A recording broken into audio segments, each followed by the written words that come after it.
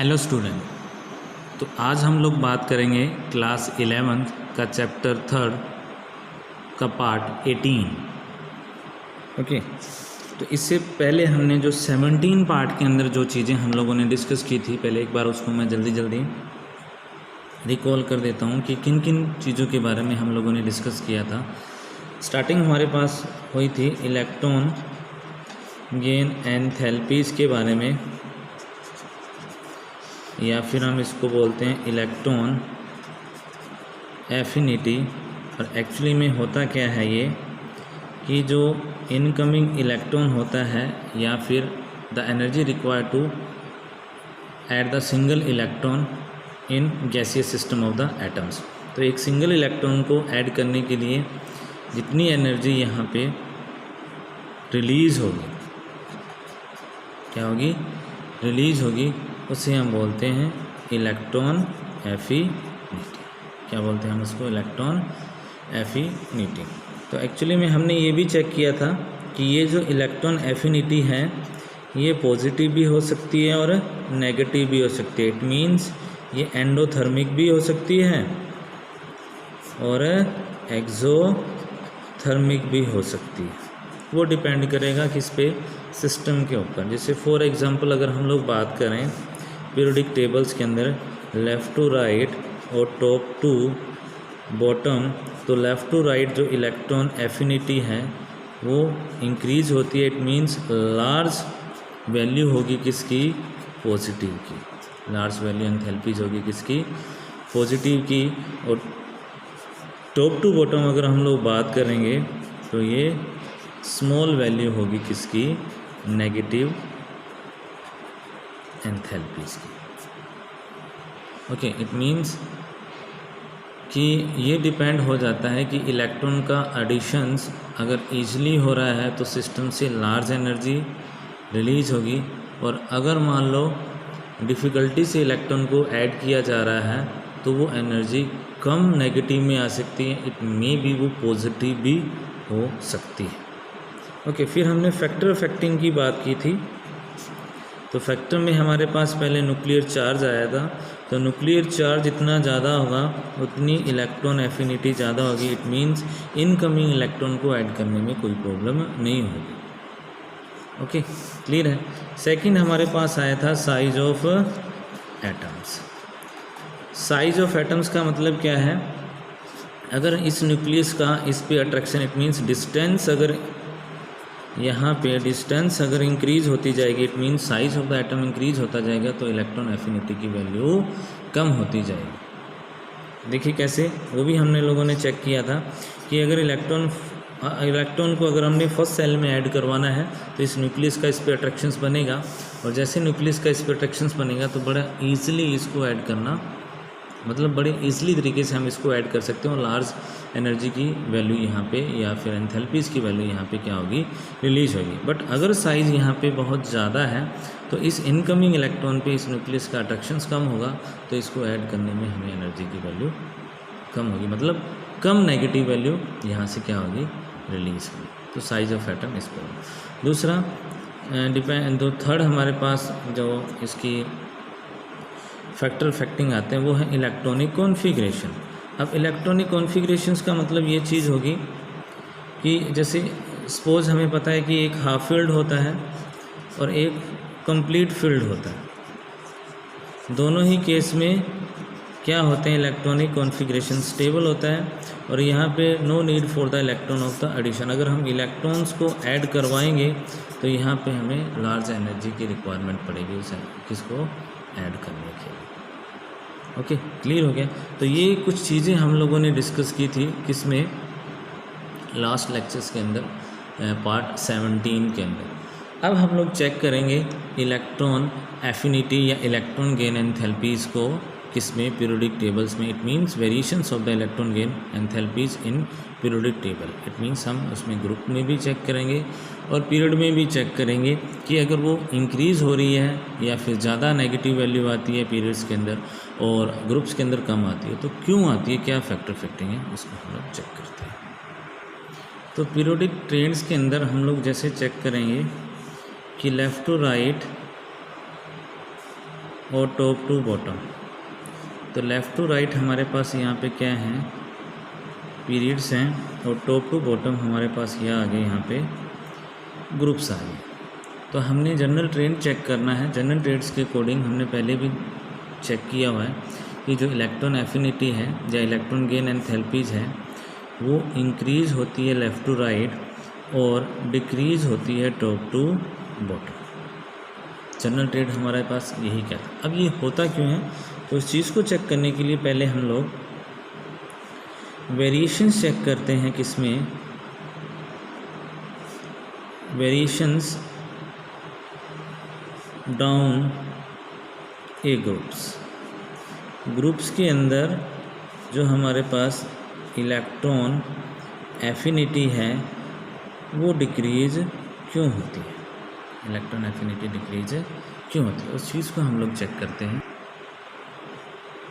तो variation down the group अगर हम चेक करें तो electron affinity decrease, it means less value of negative, यानी जो नेगेटिव वैल्यू आती है वो कम आती है। ऐसा क्यों होता है, देखिए जैसे हम डाउन द ग्रुप जाएंगे, एक तो हमारा न्यूक्लियर चार्ज इंक्रीज होगा और सेकंड हमारे पास क्या इंक्रीज होगा, एटॉमिक साइज। क्या इंक्रीज होगा, एटॉमिक साइज।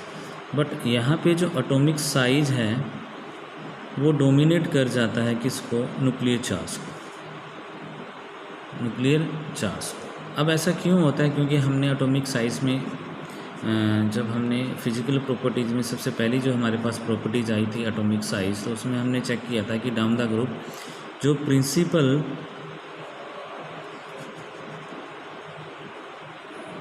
क्वांटम नंबर हैं वो इंक्रीज हो जाते हैं और वो डोमिनेट कर जाते हैं किसको, न्यूक्लियर चार्ज को। जैसे न्यूक्लियर चार्ज को डोमिनेट करेंगे तो इस न्यूक्लियस का जो इनकमिंग इलेक्ट्रॉन है उस पर अट्रैक्शंस कम हो जाएगा, उस पर क्या अट्रैक्शंस लेस कम हो जाएगा, जिसकी वजह से वो क्या है, इस न्यूक्लियस की जो होल्डिंग है, न्यूक्लियर चार्ज की जो होल्डिंग है वो लेस फील करेगा, क्या है, लेस फील करेगा, जिससे वहाँ से जो एनर्जी की वैल्यू है वो लेस रिलीज़ होगी। एनर्जी की वैल्यू क्या होगी, लेस रिलीज होगी। इट मीन्स इलेक्ट्रॉन एफिनिटी या फिर इलेक्ट्रॉन गेन एंथैल्पीज की जो वैल्यू है, इलेक्ट्रॉन गेन एंथैल्पीज की वैल्यू है वो कम हो जाएगी due to the greater the size of the atom. वो डोमिनेट कर जाएगा किसको, न्यूक्लियर चार्ज को। इसको हम एक ग्रुप के एग्जांपल के थ्रू देख लेते हैं, जैसे क्लोरीन, फिर अगर हम बात करें ब्रोमीन, और फिर अगर हम बात करें आयोडीन। तो डाउन द ग्रुप यहाँ इलेक्ट्रॉन एफिनिटी की जो वैल्यू है वो कम होती जाए। ओके, यहाँ मैंने फ्लोरीन को इसलिए ऐड नहीं किया क्योंकि फ्लोरीन और क्लोरीन आपस में एक एक्सेप्शनल केस शो करते हैं, तो इसको हम अलग से चेक करें। ओके, क्लियर रहेगा। तो ग्रुप में अगर हम सिंपल वे में इसका कंक्लूजन निकालें तो ग्रुप में एक्चुअल में क्या होता है कि न्यूक्लियर चार्ज को size of the atom, it means principal quantum number क्या कर जाएगा, डोमिनेट कर जाएगा, जिससे न्यूक्लियस का इनकमिंग इलेक्ट्रॉन के अट्रैक्शंस कम हो जाएगा, और जैसे उसका अट्रैक्शंस कम होगा तो वहाँ से कम नेगेटिव वैल्यू एनर्जी क्या होगी, रिलीज होगी। ओके, चलिए पीरियड में हम लोग इसको चेक कर लेते हैं। तो वेरिएशन अलोंग ए पीरियड में अगर हम लोग चेक करें, लेफ़्ट टू राइट अगर हम लोग चेक करते हैं, तो लेफ़्ट टू राइट आप लोग चेक करोगे तो हमें पता है कि यहाँ पे जो एटॉमिक साइज़ है, जो एटॉमिक साइज़ होता है वो होता है डिक्रीज। अब एटॉमिक साइज डिक्रीज क्यों होता है, एटॉमिक साइज डिक्रीज होता है due to the increase the nuclear charge. अब जैसे न्यूक्लियर चार्ज इंक्रीज होगा तो जो इनकमिंग इलेक्ट्रॉन है, इनकमिंग इलेक्ट्रॉन्स पे अट्रैक्शंस इसका क्या हो जाएगा, ज़्यादा हो जाएगा, अट्रैक्शंस क्या हो जाएगा, ग्रेटर हो जाएगा। और जैसे इलेक्ट्रॉन पे इसका अट्रैक्शंस ग्रेटर हो जाएगा तो जो इलेक्ट्रॉन एफिनिटी है, या जिसे हम इलेक्ट्रॉन गेन एंथैल्पीज बोलते हैं वो क्या हो जाएगा, इट मीन्स उसकी जो वैल्यू है नेगेटिव वो क्या हो जाएगी, लार्ज हो जाएगी। वैल्यू क्या हो जाएगी इसकी, लार्ज हो जाएगी। किसकी वजह से, ये देखो सिंपल सी बात है कि अगर ये न्यूक्लियस है, अगर यहाँ पे हमने फर्स्ट सेल में इस इलेक्ट्रॉन्स को ऐड करवाना है तो डिस्टेंस कम होने की वजह से इस न्यूक्लियस का इस इलेक्ट्रॉन पे अट्रैक्शंस बढ़ेगा और ईजिली ये कहाँ हो जाएगा, ऐड हो जाएगा। और ऐड होने के लिए जो रिक्वायरमेंट एनर्जी है, जो एनर्जी यहाँ से रिलीज होगी उसकी वैल्यू क्या हो जाएगी, ज़्यादा हो जाएगी। इसकी वैल्यू क्या हो जाएगी, ज़्यादा हो जाएगी। यहाँ भी वही फैक्टर अफेक्टिंग है कि जो न्यूक्लियर चार्ज है वो डोमिनेट कर जाएगा एन की वैल्यू को। It means principal quantum number, principal quantums number को ये, ओके क्लियर है। तो अलोंग द पीरियड हम लोगों ने चेक कर लिया है तो इलेक्ट्रॉन एफिनिटी या फिर electron gain enthalpies much more negative होती है और ग्रुप्स के अंदर ये लेस नेगेटिव होती है।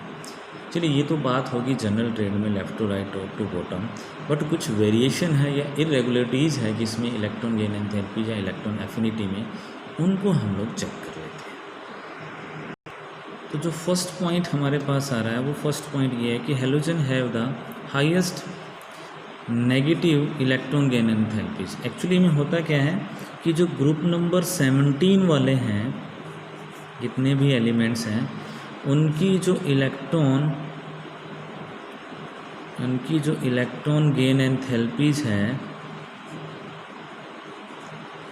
वो हाईएस्ट होती है ड्यू टू, जब हम इसका इलेक्ट्रॉनिक कॉन्फ़िगरेशंस आप लोग चेक करोगे, NS2 NP5, इट मीन्स यहाँ पे सिंगल इलेक्ट्रॉन्स की रिक्वायरमेंट है, single electron to require the stable gain the stable electronic configuration.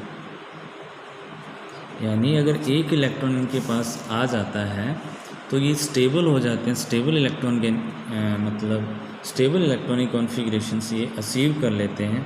तो इट मीन्स क्या हो गया कि इनकी लार्ज टेंडेंसी होती है इलेक्ट्रॉन को एक्सेप्ट करने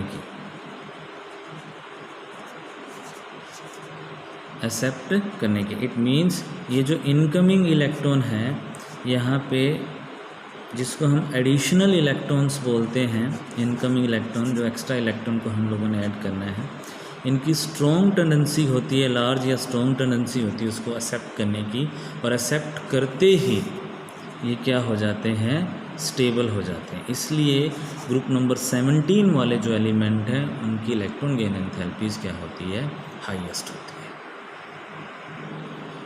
नेक्स्ट जो हमारे पास इरेगुलरिटीज़ आ रही है वो ये है कि electron gain enthalpies of the noble gases are positive और those of the beryllium, magnesium, nitrogen and phosphorus are almost zero. It means noble gases की तो पॉजिटिव गेन एंथैल्पीज आ रही है, बेरिलियम, मैग्नीशियम, नाइट्रोजन और फॉस्फोरस की almost zero electron gain enthalpies आ रही है। ऐसा क्यों होता है, उन चीज़ों के बारे में हम लोग डिस्कस करते हैं।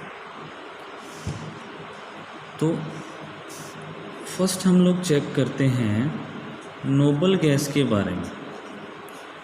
जो नोबल गैसेस हैं, अगर आप इसका इलेक्ट्रॉनिक कॉन्फ़िगरेशन चेक करोगे तो NS2 NP6, इट मीन्स सारे के सारे ऑर्बिटल्स जो हैं वो फुलफिल हैं। तो it means no tendency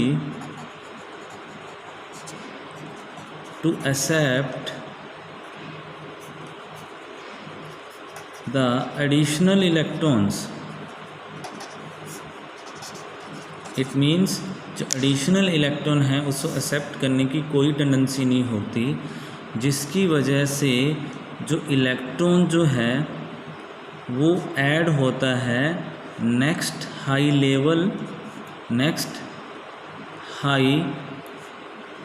principal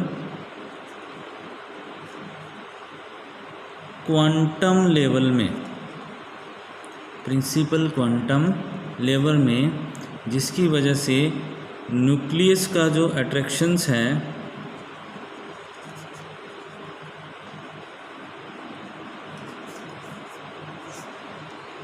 तो न्यूक्लियस का अट्रैक्शन उस पर क्या होगा, लेस होगा। क्या होगा, न्यूक्लियस का उस पर अट्रैक्शंस क्या होगा, लेस होगा। तो हमें मच मोर फोर्स लगाना पड़ेगा, more force required to attach, या फिर जिसको हम ऐड बोलते हैं, अटैच या add electron in valence system. इसको हम डायग्राम के थ्रू भी चेक कर लेते हैं। एक्चुअली में होता क्या है कि सपोज यहाँ भी 2 इलेक्ट्रॉन हैं और यहाँ भी 8 इलेक्ट्रॉन है, तो यहाँ रिक्वायरमेंट तो है नहीं इस इलेक्ट्रॉन को क्या करने की, एंटर करने की। तो ये जो इलेक्ट्रॉन है next high quantum number levels के अंदर ऐड होगा। तो जैसे ही ऐड होगा तो हमें मच फोर्स लगाना पड़ेगा, बहुत ज़्यादा फोर्स लगाना पड़ेगा इस इलेक्ट्रॉन को यहाँ बैलेंस सिस्टम में ऐड कराने के लिए, जिस पे न्यूक्लियस का अट्रैक्शन इस पर क्या होगा, कम होगा। तो फोर्स ज़्यादा लगाना पड़ेगा। तो फोर्स लगाने की वजह से ही इसकी वैल्यू क्या आ जाएगी, पॉजिटिव आ जाएगी। इसलिए स्टार्टिंग में हमने ये देखा था कि इलेक्ट्रॉन गेन एंथैल्पीज पॉजिटिव भी हो सकती है और नेगेटिव भी हो सकती है। तो यहाँ no tendency to accept the additional electron की वजह से हमें फोर्स ज़्यादा लगाना पड़ेगा, जिससे इलेक्ट्रॉन गेन एंथैल्पीज की वैल्यू क्या आ जाएगी, ज़्यादा आ जाएगी। ये तो था हमारे पास ये जो फर्स्ट पॉइंट था नोबल गैसेस वाला, उसको हम लोगों ने क्लियर किया है। नेक्स्ट देखते हैं beryllium, magnesium, nitrogen and phosphorus almost zero क्यों होता है, उस चीज़ को हम लोग चेक करते हैं। तो बेरिलियम का केस अगर हम लोग चेक करें तो 1s2 2s2 होता है, और मैग्नीशियम का अगर हम लोग केस चेक करें इलेक्ट्रॉनिक कॉन्फ़िगरेशन तो 1s2 2s2 2p6 3s2। तो यहाँ आप देखोगे ये फुल इलेक्ट्रॉनिक कॉन्फ़िगरेशन है, फुल या कंप्लीट फिल इलेक्ट्रॉनिक कॉन्फ़िगरेशन है, जो कि क्या है, एक एक्स्ट्रा स्टेबिलिटी है किसकी, उस एटम्स की या फिर इलेक्ट्रॉन्स की। तो यहाँ पे इलेक्ट्रॉन को ऐड करवाना बड़ा मुश्किल है, ठीक है। तो इसलिए ये ऑलमोस्ट इनकी जो इलेक्ट्रॉन गेन एंथैल्पीज है वो क्या होती है, जीरो होती है। अगर हम केस चेक करें नाइट्रोजन और फास्फोरस का तो 1s2 2s2 2p3 1s2 2s2 2p6 3s2 और 3p3। तो यहाँ भी आप देखोगे कि ये दोनों ही केस क्या आ रहे हैं, हाफ फील्ड आ रहे हैं। तो हाफ फील्ड और फुल फील्ड क्या होते हैं, स्टेबल इलेक्ट्रॉनिक कॉन्फ़िगरेशन होते हैं। क्या होते हैं, स्टेबल इलेक्ट्रॉनिक कॉन्फ़िगरेशन होते हैं। और इन स्टेबल इलेक्ट्रॉनिक कॉन्फ़िगरेशंस की वजह से यहाँ पे लिटिल टेंडेंसी होती है किस चीज़ की, इलेक्ट्रॉन को एक्सेप्ट करने की, कौन से, एडिशनल इलेक्ट्रॉन की। इसलिए मोस्टली इनकी जो इलेक्ट्रॉन गेन एंथैल्पीज होती है वो ऑलमोस्ट ज़ीरो होती है, ऑलमोस्ट क्या होती है, जीरो होती है। तो कुछ और भी बहुत सारे केस हैं जो हम लोग नेक्स्ट वीडियो लेक्चर्स के अंदर हम लोग डिस्कस करेंगे। जैसे एक्सेप्शनल के केस पे अगर हम फ्लोरीन और क्लोरीन का केस देखें, कुछ और भी हम लोग चेक करेंगे इलेक्ट्रॉन गेन एंथैल्पीज़ को पैरेलल एलिमेंट टू एलिमेंट के अंदर। और सेकेंडली हम लोग चेक करेंगे कि जो फर्स्ट इलेक्ट्रॉन गेन एंथैल्पीज़ होती है अगर वो नेगेटिव आ रही है किसी भी एलिमेंट की, तो second electron gain enthalpy positive क्यों आती है। तो ये बहुत सारी चीज़ें हम लोग इलेक्ट्रॉन गेन एंथैल्पीज़ के अंदर डिस्कस करेंगे। तो आज के वीडियो लेक्चर्स के अंदर हम लोगों ने वेरिएशन चेक किया पीरियड और किसके ग्रुप्स के अंदर के इलेक्ट्रॉन गेन एंथैल्पीज़ की क्या वैल्यू होती है। ओके, आई होप सो आप लोगों को ये वीडियो लेक्चर अच्छी तरीके से समझ आ गया। ठीक है, थैंक यू गाइस।